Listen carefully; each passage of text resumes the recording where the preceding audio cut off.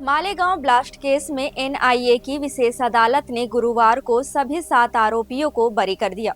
ये फैसला करीब 17 साल बाद आया। हिंदू आतंकवाद शब्द को चर्चा में लाने वाला 2008 का मालेगांव ब्लास्ट आज एक बार फिर से चर्चा में है। घटना से लगभग 17 साल बाद सभी 7 आरोपियों को बरी कर दिया गया है। इस ब्लास्ट में 6 लोगों की मौत हुई थी, जबकि 100 से अधिक लोग घायल हुए थे। इस केस के मुख्य आरोपी साध्वी प्रज्ञा सिंह ठाकुर, लेफ्टिनेंट कर्नल पुरोहित और समीर कुलकर्णी लगभग 9 साल जेल में रहे, जबकि अन्य आरोपियों को भी गिरफ्तारी के बाद जेल में अच्छा खासा समय गुजारना पड़ा। मालेगांव ब्लास्ट मामले में मुंबई की स्पेशल कोर्ट ने साध्वी प्रज्ञा सिंह ठाकुर सहित सभी 7 आरोपियों को बरी कर दिया। कोर्ट ने कहा कि जो आरोप इन पर लगाए गए हैं उसे साबित करने के लिए पर्याप्त साक्ष्य नहीं है। मालेगांव ब्लास्ट भारत के सबसे चर्चित आतंकवादी घटनाओं में से एक है। यह घटना आज से करीब 17 साल पहले महाराष्ट्र के नासिक जिले के मालेगांव में हुई थी। मालेगांव विस्फोट मामले में जो सबसे चर्चित नाम था वह था साध्वी प्रज्ञा सिंह ठाकुर का, जो बीजेपी की भोपाल से सांसद रह चुकी है। इस विस्फोट के बाद एक नया शब्द प्रचलन में आया था और वो था हिंदू आतंकवाद। इस शब्द का प्रयोग पहली बार 2008 में तत्कालीन गृह मंत्री पी चिदम्बरम ने किया था। उनके बाद दिग्विजय सिंह ने भगवा आतंकवाद शब्द का प्रयोग किया।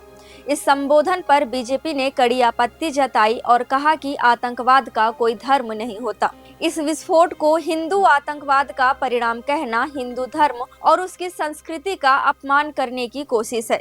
इस शब्द के प्रयोग को मालेगांव विस्फोट, समझौता एक्सप्रेस, अजमेर शरीफ धमाका से जोड़कर देखा जाता है। आखिरकार मालेगांव ब्लास्ट में क्या कुछ हुआ था, आइए आपको बताते हैं।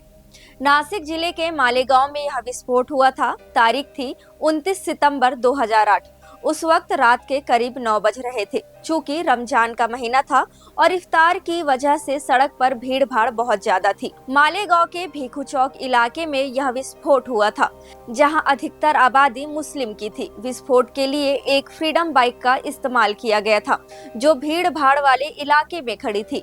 विस्फोट से बाइक फट गया और आसपास मौजूद लोग इसकी चपेट में आ गए। विस्फोट में जो लोग मारे गए और घायल हुए वे सभी स्थानीय थे, जिनमें दुकानदार और राहगीर भी शामिल थे। चूंकि यह विस्फोट रमजान के महीने में मुस्लिम इलाके में हुआ था, इसलिए जांच एजेंसियों ने इसे सांप्रदायिकता से प्रेरित आतंकी हमला बताया था। बरी होने के बाद साध्वी प्रज्ञा क्या कुछ बोली, ये भी आपको बताते हैं। वहीं अब इस मामले में साध्वी प्रज्ञा सिंह ठाकुर का बयान भी सामने आया है और उन्होंने खुद को बरी किए जाने पर भगवा की जीत बताया है और यह कहते हुए वह अदालत में बेहद भावुक हो गई और रो पड़ी। साध्वी प्रज्ञा ने अदालत में इस फैसले को लेकर कहा, यह सिर्फ मेरी ही नहीं बल्कि भगवा की भी जीत है। साध्वी प्रज्ञा सिंह ठाकुर और कर्नल पुरोहित की इस मामले में काफी चर्चा हुई थी। यही नहीं, साध्वी प्रज्ञा ने हिंदुत्व के नाम पर खुद के उत्पीड़न का आरोप तत्कालीन यूपीए सरकार पर लगाया था। उन्होंने आगे कहा कि मैंने शुरू से ही कहा है कि जिन्हें भी जांच के लिए बुलाया जाता है उनके पीछे कोई ना कोई आधार जरूर होना चाहिए। मुझे भी जांच के लिए बुलाया गया, मुझे गिरफ्तार करके प्रताड़ित किया गया, इससे मेरा पूरा जीवन बर्बाद हो गया। मैं एक साधु का जीवन जी रही थी, लेकिन मुझ पर आरोप लगाए गए और कोई भी हमारे साथ खड़ा नहीं हुआ। मैं जिंदा हूँ क्योंकि मैं एक सन्यासी हूँ। उन्होंने साजिश करके भगवा को बदनाम किया। आज भगवा की जीत हुई है, हिंदुत्व की जीत हुई है और ईश्वर दोषियों को सजा देगा। हालांकि भारत और भगवा को बदनाम करने वालों को आपने गलत साबित नहीं किया है। अदालत में फैसला सुनाए जाने के दौरान साध्वी प्रज्ञा और अन्य आरोपी उपस्थित थे। बता दें कि इस केस ने यूपीए सरकार के दौरान बहुत सुर्खियां बटोरी थी। इसे लेकर संघ परिवार ने कांग्रेस और यूपीए सरकार पर जमकर हमला बोला था।